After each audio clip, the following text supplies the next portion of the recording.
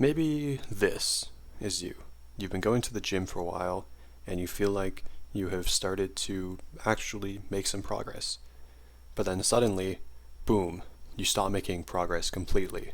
Part of the reason, for a lot of people, there are so many different factors that could come up. Your intensity while training, maybe the amount of volume that you're doing, maybe you don't rest enough, maybe your sleep is bad, maybe your nutrition is totally cooked, right? All these are pretty common. One of the things that I never see people talking about is tracking their lifts. So let's say you're doing some barbell bench press, and then you start off, you load up 95 pounds, I guess, and then you do 5 reps. And then for your second set, you also do 5 reps. Your third set, you do 5 reps. And on your fourth set, you do 4 reps. So you try to go for 5, but you actually just fail on the 5th one, so you only get 4. The following week, you try, maybe you did some other chest and shoulder movements, and then you try again. So the second time, you hit 5 reps on all 4 of the sets. So what does that mean? Well, it means you probably got stronger, right? Because if you were capable of improving the amount of reps that you did over time, then you got stronger. Same thing if you tried to do a PR, like a personal best, you 1 rep max at 100 pounds, but then you failed the first time, and then a couple weeks later you try it again and you get it. And the reason for that is just simply because you're stronger. But what people do not do, they don't track their lifts in a detailed way. Going back to that example, if you started, you said, hey, okay, last time I got 4 reps on my last set, this time I'm definitely going to get 5. If you actually track it and then know what you should be trying to aim to, like what your mini goals, the mini steps that you're going to take are going to be, then it'll be easier. So an example of this, let's say you want to bench 135. Currently your max is 100 pounds, and 35 pounds is a pretty big jump. You're not just going to get there in a month, right? It'll take you a bit of time. Your all-out grinder, 1 rep max is 100 pounds, and then you do some sets between that time, and when you go for another 1 rep max, and then each time that you do your workout, you do some bench press, you record how many reps you did at what weight, and maybe optionally even the intensity, like how many reps you felt like you had left in the tank, especially on those harder sets. And if you notice an increase or an improvement in any of those, that would be a pretty good indicator that you're getting stronger. By tracking these lifts and then knowing exactly what you're going to do each time, you have a better idea of the little micro steps that you need. So right now, let's say you can only do 100 for exactly 1 rep. And I just plugged it into a 1 rep max calculator, which it's not the most accurate, but it gives you a good idea. It says that if you can complete 10 reps of 100 pounds, then you would be able to bench press about 135. And to be honest, these calculators aren't like perfectly accurate, but basically the idea is that you need to go from 1 rep of 100 pounds to 10 reps over a period of time. So increasing your reps from 1 to 3 would indicate that you have a massive strength boost. Like you'd be a lot stronger because you can do 2 more reps than you could before. So specifically to track it, what I would recommend doing is you have a little journal, like a paper journal, or you could use your like a notes app on your phone. You just write down each exercise and then write it over like a period of time. Week 1 you did 10 reps. Like week 2 you also got 10 reps, but it felt a little easier. It was like a tiny bit easier. And then week 3 you hit 11 reps. Great. And then week 4, you might progress, maybe you don't. I also think it's unrealistic, especially on isolation lifts, to improve your reps every single week. That's a topic for a different day. You should add a rep each week to your bicep curls. And if you can't, then your training is totally messed up. There are times where, yes, you could do that, like especially in the beginning.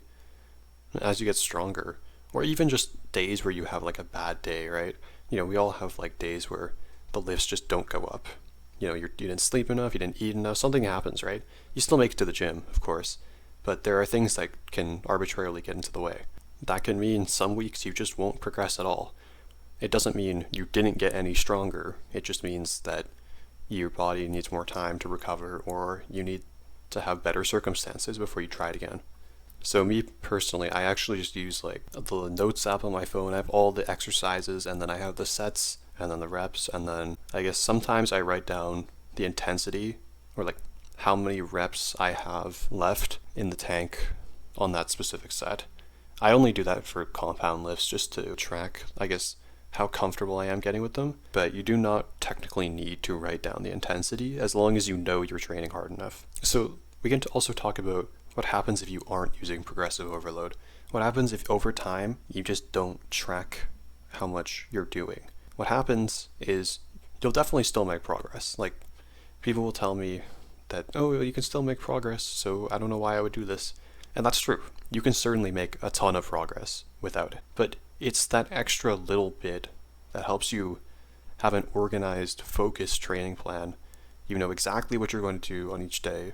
And having a rigid program that you do not change, and you just slowly increase the strength numbers and the gains over time, a lot of people find that really helpful. It makes them more organized. It makes them more capable. I actually think that the gym is something that teaches you progressive overload. It teaches you how to increase things over time. I think it's actually much more applicable in aspects outside of the gym. Learning like math, for example, right? When you're very young, like elementary school, you'll learn things like addition, subtraction, multiplication. And then when you're in middle school, you might learn like harder, more difficult concepts relative to what you were learning in elementary school that build off those fundamental ideas. And then in high school, you learn more complicated ideas using those fundamental ideas that you have learned already in middle school and elementary school. Over time, you have to learn more difficult things, but your brain also becomes more capable over time because you've just grown older, right? And you've been exposed to difficult things. And then when you enter high school, you have that mental capacity, and then you can pursue those harder questions, those harder ideas. And then it extends even past that, really in any subject, in anything that takes time to learn. I also think it really applies to hobbies, and sports specifically is the easiest example. So for example, if you're playing football, you wouldn't expect like an 8-year-old to be able to throw it all the way across the field, right? It's pretty hard. But then as they get older and older, they will find it much easier because they're, for one thing, stronger. But for another thing, they've been exposed to difficult things, exposed to throwing the ball a lot. So then they'll get a lot of reps in, they have a lot of work, they understand it better, and so they slowly, over time, they rise up to the new challenge of throwing it further, or like running faster. Okay, so long distance, for example, people will run for like an hour, right? Some people, though, they'll feel like they have to stop for a while because they're just so tired, and then they need to, I guess, recuperate their energy, rejuvenate themselves, right? So they'll run for 5 kilometers the first day, and then they'll rest a bit. They'll get neural adaptations, and basically they'll improve at running, right?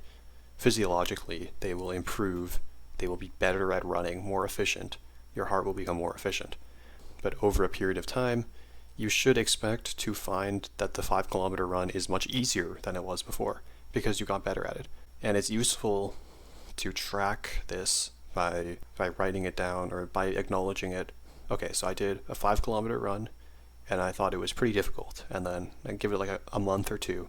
You keep practicing running and all this stuff, and then you suddenly make it significantly easier by just practicing, and then you suddenly do a lot better. My final example of progressive overload helping you to improve over a period of time, like another example of a hobby would be meditation. Well, it's not really a hobby, it's like a lifestyle, really. In the beginning, it is so incredibly unrealistic to expect that you can meditate for longer than like 5 minutes.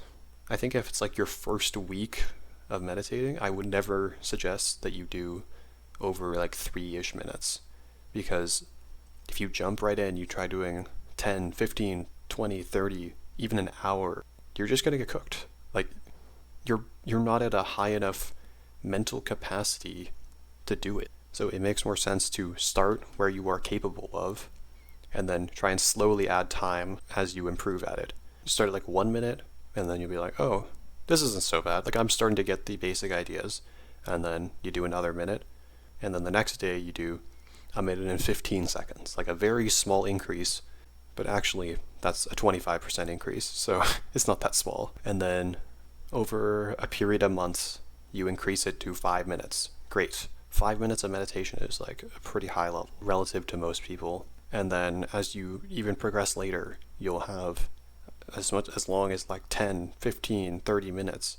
But what I can say is that increasing it from 1 minute to 15 minutes would indicate that your mental capacity and your ability to meditate has improved significantly over a period of time. Okay, here's what you have to. You just have to progressive overload slowly but surely and grow consistently. Grow over a period of time. Remember that self-improvement is not a sacrifice, it's a liberation.